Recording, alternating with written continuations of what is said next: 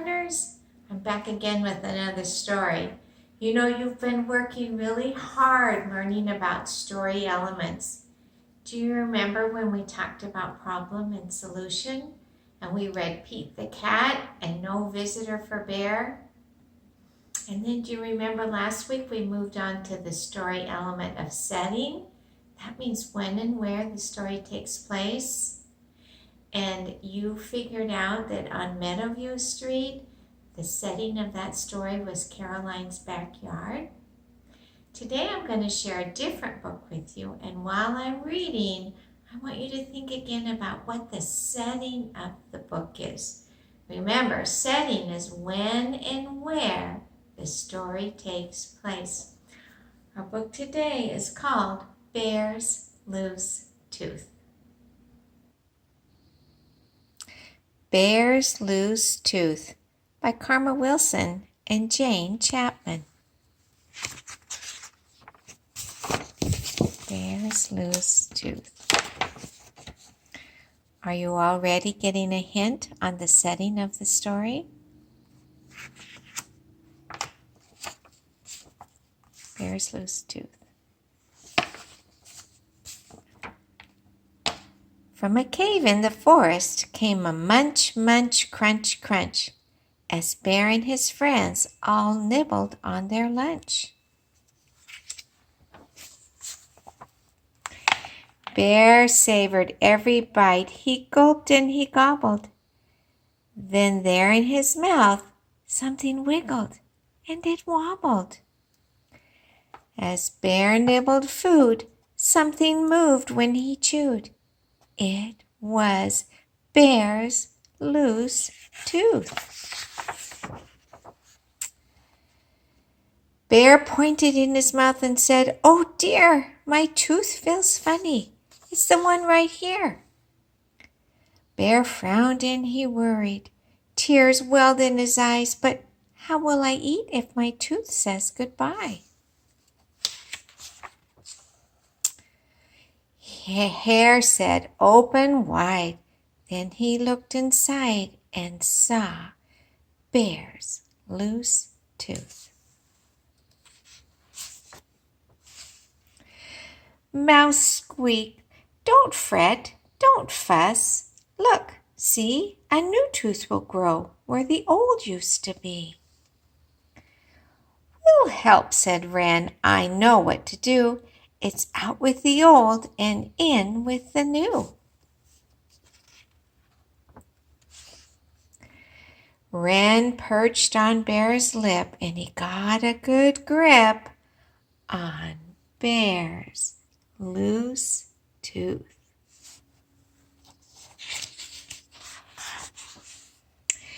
Wren pulled on the tooth with all of his might. "Is it out?" asked Bear. But it stayed stuck tight. "I'm a bit too small for the job," said Wren. So Owl grabbed the tooth, but the tooth stayed in. Badger said, "I'll try," and he gave a big pry on Bear's loose tooth.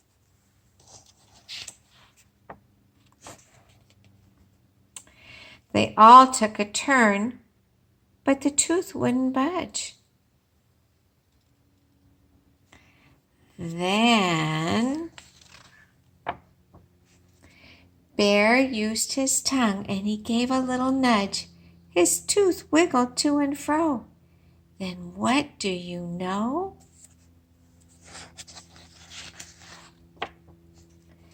Bear's tooth fell out.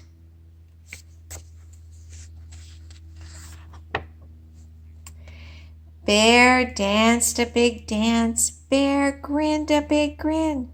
Bear held up his tooth and he showed all his friends.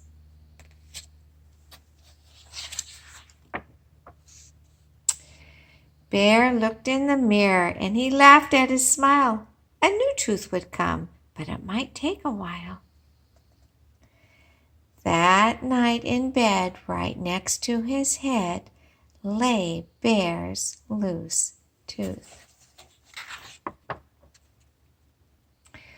While he slept and he snored, a fairy fluttered in, and she left blueberries where Bear's tooth had been.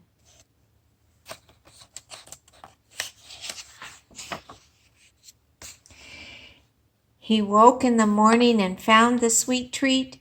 Bear's friends came for breakfast. They sat down to eat. Bear gulped and he gobbled and he felt something wobble. Uh-oh. Bear's loose tooth. Well, what'd you think? Did you like the story? Have you had a loose tooth before too? It's always pretty exciting. Anyhow, did you figure out the setting of the story? Where the story takes place? What clues do you have to help you figure that out? Tell me now, where is it? Where's the setting? That's right, it's the forest. All of the grasses and the trees. I also told you the setting means when the story takes place. So what clues do you have to tell me that? Did this story take place in the winter or the summer? That's right, the summer. There's your clues. If it was winter, we'd probably see snow on the ground. Good job, boys and girls. Remember, always interested to know what your setting is these days. Don't forget to draw a picture. Bye.